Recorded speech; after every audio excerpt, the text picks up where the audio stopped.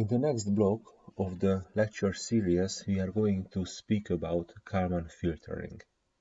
This is an introductory part, so we are not going to go very deep to Kalman filtering, just an introduction. When we studied about state feedback systems, we could see that we feed the state of the system back to do something with when we control the plant. The system is denoted by x. It's a vector. But many cases we cannot measure or we don't want to measure the state x, but the system input and system output can be measured usually. And from u, this is the system input, and from y, this is the system output, we can estimate the state itself. This is the state estimation that we have studied in state feedback systems, and that case was the deterministic system. In deterministic systems, the noises are neglected, and if we have some noise in the system and we need the noise model, we have to go further to the stochastic systems, and this is the state estimation of stochastic systems that we are going to speak about in this block. Kalman filtering is a very nice and celebrated technique for state estimation of stochastic systems. So if we have a deterministic system, we can do the state estimation by the technique that we have learned. We can use the Ackermann formula, we can use the Basgura technique, or we can use the Leuenberger type technique. But if we have a stochastic system with noises, we can use the Kalman filtering. Kalman filter is an algorithm, as we will see it, and it's very nice because it's a recursive iterative procedure that can be implemented in modern hardware. Of course, we are going to study the discrete Kalman filter. I am going to define what the discrete Kalman filter is, but there is continuous time Kalman filter too. We are not going to study continuous time Kalman filtering. It is called the Kalman-Bucci filter. Kalman filters are used in many areas of engineering. For example, in navigation, in GPS systems, in trajectory tracking, and so on. So Kalman filter is used as an everyday process. So next we are going to define the system we are speaking about. As I mentioned we are going to speak about the discrete systems, and as we have defined it some videos before at the very beginning of this lecture series, discrete means that we have the continuous time t and we have got the time constant ts, which is the sampling time, with which we can go from the time step k to the time step k plus 1. So the continuous time is discretized by ts, and by this we can generate a discrete time system, and this is the model for the discrete time system. First of all, let us see about the black colored system.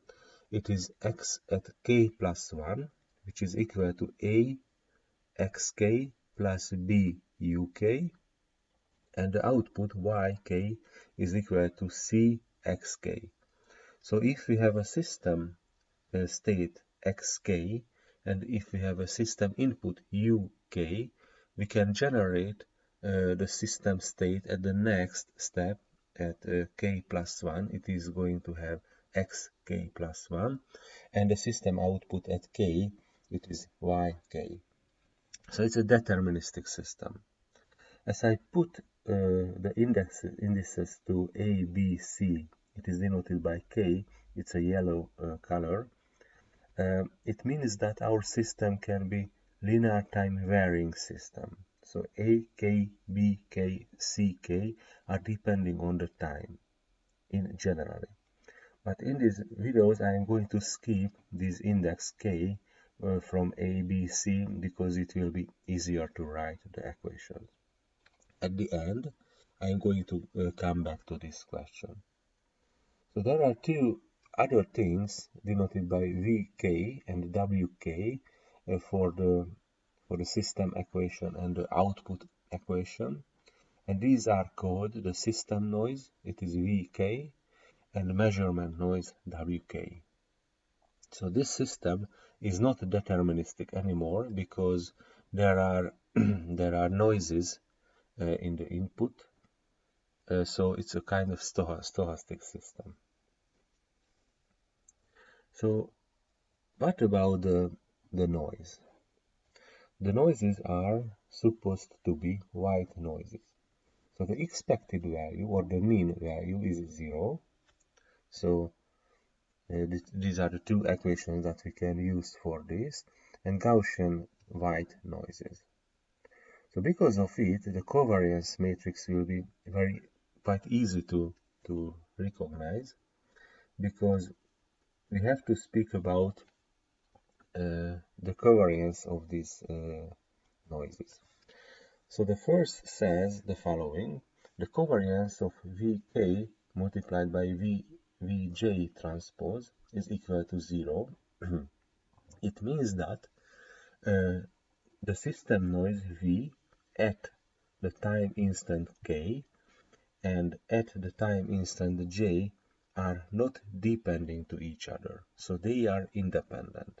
We have independent measurements. It is valid for the measurement noise too. So the measurement noise at the time step k and the measurement noise at time step j, and k is not equal to j, of course, the covariance matrix is equal to 0 because Wk and Wj are not depending on each other.